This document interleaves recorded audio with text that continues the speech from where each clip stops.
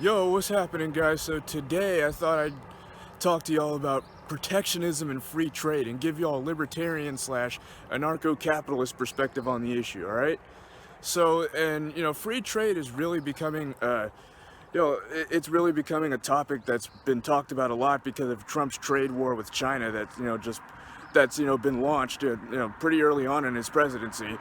So yeah, I'm going to touch on that for a little bit, and I'm also going to give y'all some more, historical case studies in regards to protectionism and free trade and the effects of protectionism. So one thing that we really need to look at when it comes to economics is the effects on long-term effects on everybody. Because I find that too often economists and political analysts want to focus on the short-term effects on a certain group of people. And Henry Hazlitt goes into this in economics in one lesson. He talks about how a lot of quote-unquote economists, so-called economists and political analysts, focus on the effects of economic policies on the people who are directly affected, instead of on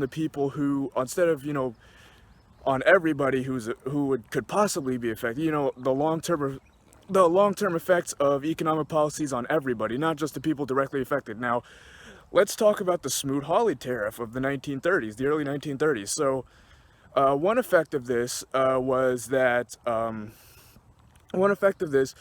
global trade actually declined as a result of the Smoot-Hawley tariff, and also global banks overseas, because of the Smoot-Hawley tariff, which ended up raising, I believe it raised tariffs by 25% on products coming into the U.S.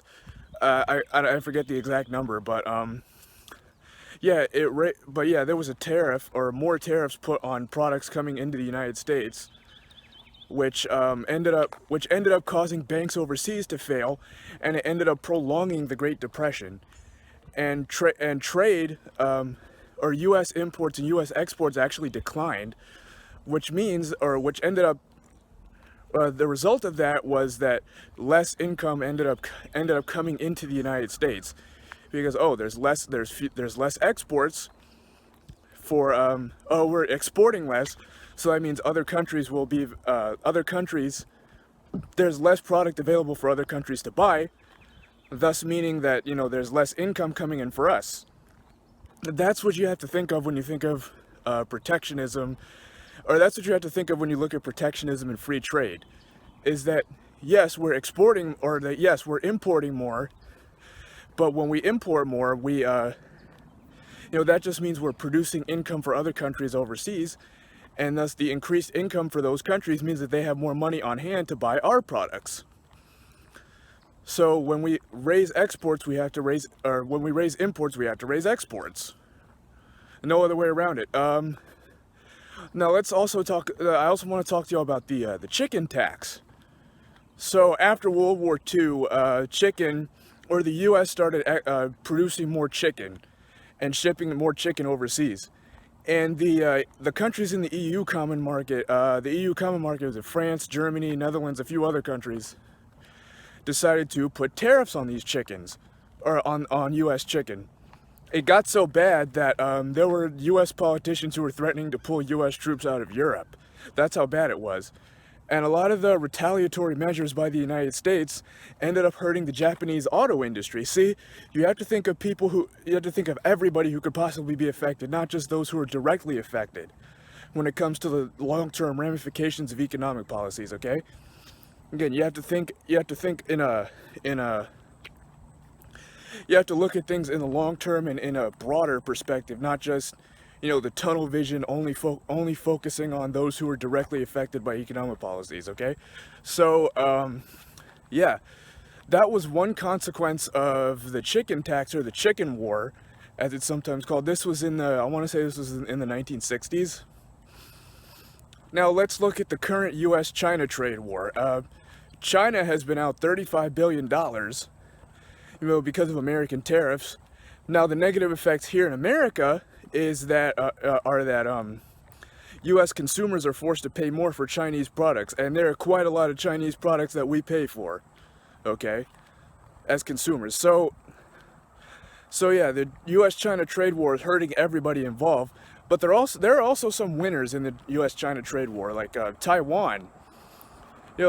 Taiwan is actually generating increased revenue, or there's an increased generation of revenue in Taiwan as a result of the U.S.-China trade war.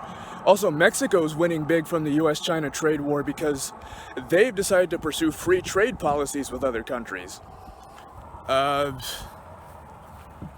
Oh yes, and several other countries in Asia have also won out as a result of, the current U.S.-China trade war. Oh yeah, and this is according to an article by the UN that was actually just posted this week. Yeah, I could link to it if y'all want, but yeah, guys. Protectionism ends up hurting everybody involved. It doesn't help anyone. And if possible, there's one last thing I want to touch on real quick. I want to touch on what free trade is not. Now, the TPP is not free trade. I know they can talk all day about it being free trade, but it's not free trade, okay? So, why is it not free trade? Okay, so there's something in the TPP called the ISDS, the Investor State Dispute Settlement Clause, which basically means that, various companies, I want to say this actually took place, various companies can sue national governments, if they lose profits as a result of whatever these governments decide to do.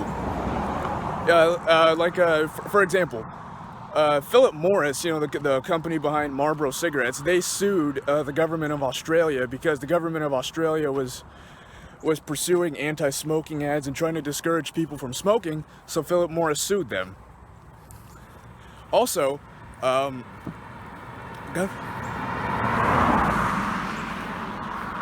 12,000 pages, the text of the TPP, thousands of pages of a secretive document outlining what free trade is and what free trade isn't free trade. Okay, free trade is, free exchange of goods and services between two or more parties. You don't need a 12,000 page document or however many pages it is to tell you what free trade is and isn't. Alright, so yeah. Free trade is totally the way to go.